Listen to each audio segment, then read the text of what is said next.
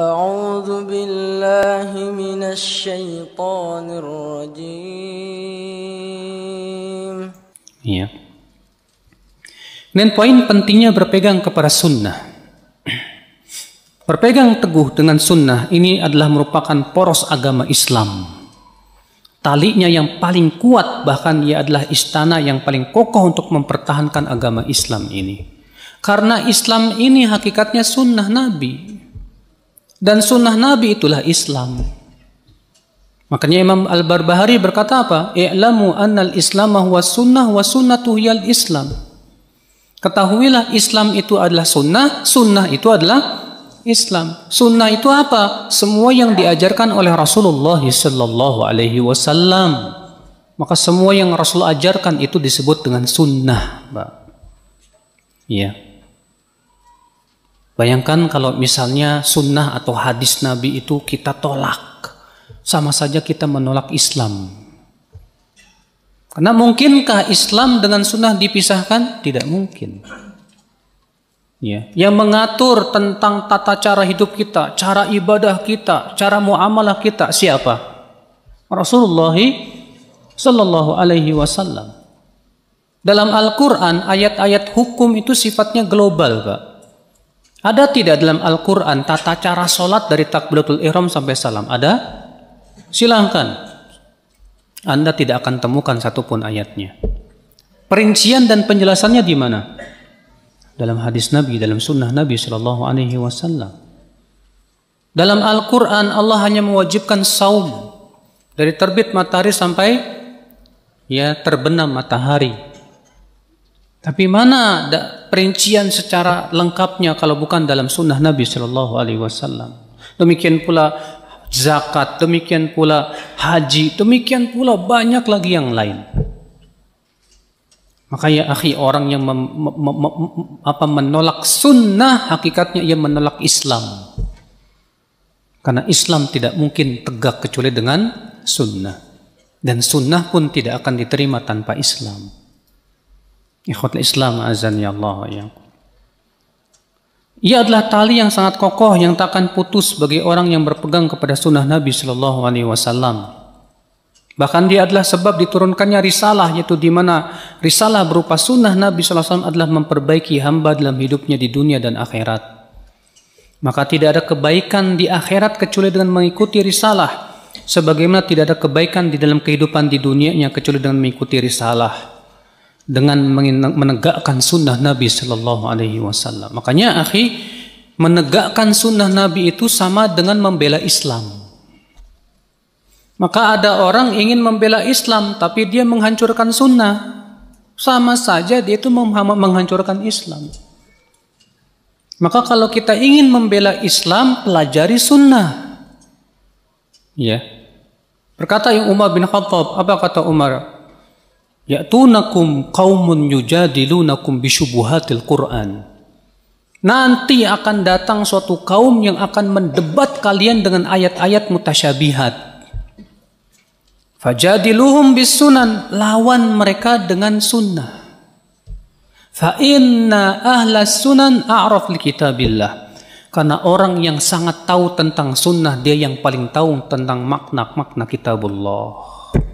Jadi yang paling tahu tentang kitabullah siapa, Pak? Yang paling paham tentang sunnah Nabi Shallallahu Alaihi Wasallam. Makanya kalau kita lihat ini ada orang yang mendebat dengan ayat-ayat Al-Quran yang sifatnya mutasyabihat, bantah dengan sunnah Nabi Shallallahu Alaihi Wasallam. Karena hakikatnya Nabi lah yang menjelaskan Al-Quran. Makanya Allah mengatakan apa? Wa anzalna ilaika dzikra litubayyana lin-nas ma nuzila ilaihim. Kami telah turunkan kepada engkau hai Muhammad adz-dzikr, yaitu Al-Quran, agar kamu menjelaskan kepada manusia apa yang diturunkan tersebut. Berarti fungsi Rasulullah sebagai apa? Penjelas. Yang paling tahu tentang Al-Quran siapa? Rasulullah SAW. Berarti kewajiban kita, Pak, ya, pelajari sunnah Nabi, insya Allah kita akan faham tentang Al-Quranul Karim. Nah, saudaraku sekalian, kita lanjutkan. Ya. Karena Allah Subhanahu Wa Taala turunkan kepada Rasulullah SAW Itulah syariat yang paling baik yang berasal dari cahaya Allah Subhanahu wa taala yang Maha Adil. Allah Maha Adil tidak, Pak? Siapa yang mengatakan Allah zalim? Allah tidak pernah berbuat zalim. Allah itu adil dan pasti syariatnya yang paling adil. Yang Allah turunkan kepada Rasulnya itu yang paling adil. Ya. Maka dunia ini semuanya terlaknat kecuali zikir kepada Allah Subhanahu wa taala, kecuali yang sesuai dengan risalah sunnah Rasulullah SAW. Ini berdasarkan hadis Nabi SAW. Nabi bersabda, ad-dunya mal'unah, mal'unun ma fiha illa dzikrullah wa ma walah wal alim wal muta'allim. Dunia ini, kata Rasulullah, terlaknat. Dan terlaknat apa yang ada di dunia ini kecuali zikir kepada Allah atau yang sama dengan zikir. Dan kecuali orang yang berilmu dan menuntut ilmu. Masya Allah. Maksudnya dunia terlaknat itu apa? Batunya dilaknat, pohonnya dilaknat. Enggak. Kalau batu, pohon, tanah, mereka semua zikir sama Allah. Tapi maksudnya, kata para ulama, yaitu perbuatan manusia pada asalnya terlaknat. Kecuali yang isinya sesuai dengan zikir kepada Allah, atau yang bersifat ibadah, atau sesuatu yang sifatnya maslahat untuk dunia dan akhirat. Maka ini tidak terlaknat. Apa itu? Kata beliau, penulis, al-i'tisam yang mempunyai makna al-imsak, berpegang. Yaitu berpegang kepada sunnah Rasulullah dalam seluruh urusan. Maksudnya beliau ingin menjelaskan, ya, apa makna berpegang kepada sunnah Nabi Shallallahu Alaihi Wasallam. Kapan kita disebut berpegang kepada sunnah Nabi SAW? Karena penting, Pak, terutama kita yang hidup di akhir zaman yang penuh perselisihan ini, Rasulullah menyuruh untuk berpegang kepada sunnah. Kata Rasulullah SAW, fa innahu man ya'ish minkum fasayara ikhtilafan katsira. Siapa di antara kalian yang hidup setelahku nanti akan melihat perpecahan yang banyak. Tuh, lihat.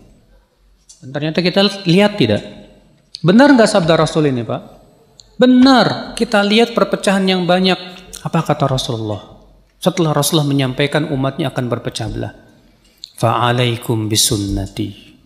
Maka hendaklah kalian berpegang kepada apa? Sunnahku. Wa sunnatil khulafa'ir rasyidin, dan sunnah khulafa'ur rasyidin. Hadis ini sahih Tirmidzi, Abu Daud dan yang lainnya.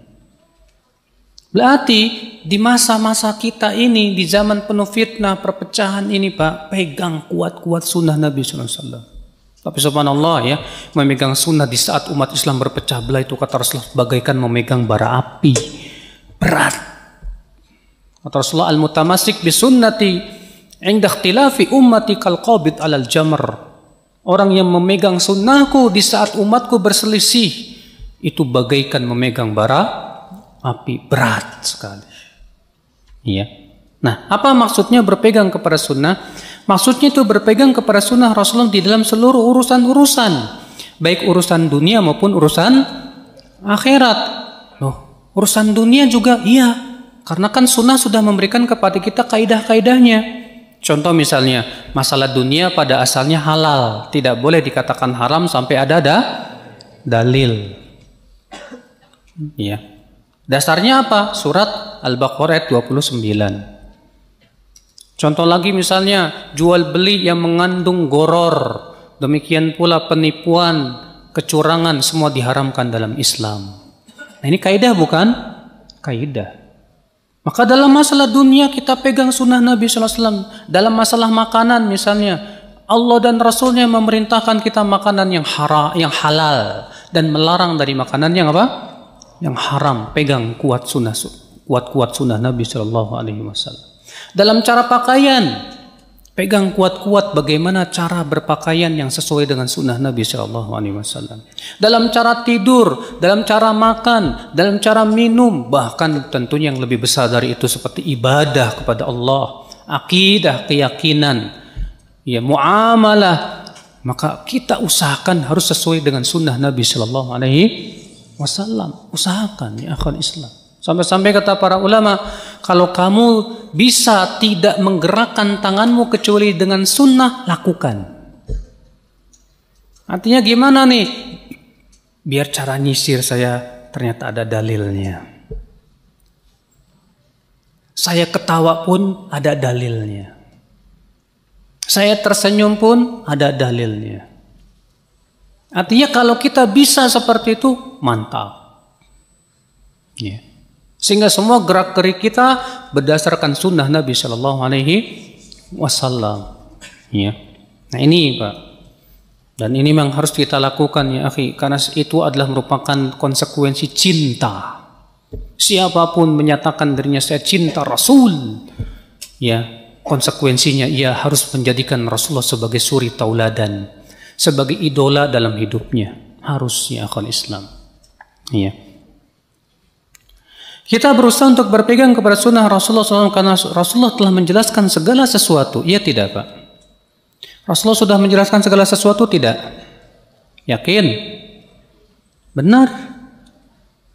Mana dalilnya? Rasulullah SAW sudah menjelaskan segala sesuatu. Allah Ta'ala berfirman, tibyanan likulli syai', penjelas segala sesuatu. Yakin nggak? Boleh saya tanya? Ada nggak dalam hadis cara bikin combro?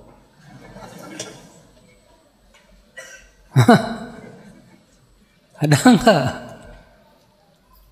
Nggak ada secara ucapan, tapi secara kaidah ada. Allah mengatakan fas'alu ahla dzikri in kuntum la ta'lamun. Tanya ahlinya jika kamu tidak tahu. Ya udah tanya aja ahli combro. Ya. Jangan antum tanyanya ke ahli apa? Kimia. Ya, gimana cara bikin combro? Nggak tahu. Ya. Akhul Islam azani Allah wa iyyakum. Maka Rasulullah sudah menjelaskan segala sesuatu. Rasulullah sudah menjelaskan semua amal yang memasukkan ke surga. Dan semua perkara yang memasukkan ke neraka sudah dijelaskan oleh Rasulullah semuanya. Tidak tersisa. Makanya Abu Dzar berkata apa? Tarakana Rasulullah SAW. Wa ma ta'irun yatiru bi janahihi fil hawa illa wa dzakara fihi ilman. Rasulullah meninggalkan kita dalam keadaan tidaklah burung yang mengepakkan sayapnya di udara kecuali Rasulullah sudah menjelaskan ilmunya padanya. Wa qala, beliau berkata, ma baqiya syai'un yuqarribukum ilal jannah wa yubaidukum minan nar illa waqad bujina lakum. Tidak tersisa sedikit pun yang mendekatkan ke surga dan menjauhkan dari api neraka kecuali sudah dijelaskan. Tuh, lihat. Tidak ada satupun yang mendekatkan ke surga dan tidak ada satupun yang bisa menjerumuskan ke neraka kecuali sudah dijelaskan oleh siapa? Oleh Rasulullah SAW. Maka siapa yang menganggap ada amal ini yang mendekatkan ke surga tanpa dalil, berarti dia sama saja mengatakan Rasulullah nggak tahu, saya yang tahu. Makanya Imam Malik berkata apa? Man ibtada'a fid dini bid'atan faqad za'ama anna Muhammadan khana risalah. Siapa yang membuat satu bid'ah dalam agama sama saja menuduh Rasulullah mengkhianati risalah. Kenapa? Karena Allah berfirman, al-yawma akmaltu lakum dinakum. Pada hari ini aku telah sempurnakan untukmu agamamu. Agama kita sudah sempurna Pak, alhamdulillah. Maka kita tidak butuh capek-capek bikin yang baru, nggak perlu. Cukup ikuti saja. Kita lanjutkan. Allah Ta'ala berfirman dalam surat Al-Imran ayat 103. Wa'tasimu bihablillahi jami'a. Berpeganglah pada tali Allah seluruhnya. Yang dimaksud dengan tali Allah yaitu Al-Quran dan Sunnah. Allah juga berfirman, wa may ya'tasim billahi faqad hudiya ila siratim mustaqim. Siapa yang berpegang kepada agama Allah, sungguh ia telah diberikan hidayah ke jalan yang lurus. Abu Su'ud dalam tafsirnya berkata, siapa yang berpegang teguh dengan agamanya yang hak, yang Allah jelaskan dengan ayat-ayatnya melalui lisan Rasulnya, yaitu agama Islam dan Tauhid, maka ia telah diberikan hidayah kepada jalan yang lurus. Jadi siapa yang diberikan hidayah kepada jalan yang lurus itu ya akhi, itu orang yang berpegang kepada yang agama yang hak. Agama yang hak itu yang mana ya akhi? Yaitu yang Allah jelaskan dengan ayat-ayatnya melalui lisan Rasulullah sallallahu alaihi wasallam. itulah agama yang berasal dari Allah Subhanahu wa taala. Jelas sanadnya sampai Rasulullah sallallahu alaihi wasallam. Harus jelas, harus bisa dipertanggungjawabkan. Setiap ada orang yang berbicara agama harus siap dia dipertanggungjawabkan mana keterangannya dari Allah dan Rasulnya. Kenapa? Karena agama ini ilmiah. Agama ini milik Allah Subhanahu wa taala. Makanya Imam Syafi'i berkata apa? Al-ilmu ma kana fihi qala haddatsana wa ma siwa dzalika waswasu syayatin. Ilmu itu adalah yang diucapkan padanya haddatsana. Maksudnya apa? Haddatsana itu artinya bersambung sanadnya sampai Rasulullah sallallahu alaihi wasallam. Wa ma siwa dzak, selain itu hanyalah waswas syaitan, kata Imam Syafi'i rahimahullah. Maka setiap keyakinan yang tidak bersambung ke Rasulullah batil. Setiap ibadah yang tidak bersambung ke Rasulullah batil. Setiap urusan agama yang tidak bersambung sampai Rasulullah batil. Ya. Misalnya ada sebuah salawat setelah ditelusuri ternyata yang buat bukan Rasulullah. Ya, nggak nyampe Rasulullah sallallahu alaihi wasallam. Nggak boleh kita amalkan. Karena salawat itu pada asalnya apa? Harus sesuai dengan contoh Rasul. Nggak boleh bikin-bikin sendiri. Ya. Karena itu ibadah. Makanya para ulama memberikan kaidah al-aslu fil ibadati al-man'u. Pada asalnya ibadah itu tidak boleh diamalkan sampai ada dalil yang memerintahkan. Kenapa? Karena ibadah itu hak siapa? Hak Allah, bukan hak kita. Emang yang diibadahi siapa? Allah. Karena Allah yang diibadahi, Allah ingin diibadahi dengan apa yang Allah cintai dan ridhai. Bukan sesuai dengan selera kita, Pak. Bukan. Ya akhal Islam, azani Allah. Pahami itu baik-baik saudaraku sekalian.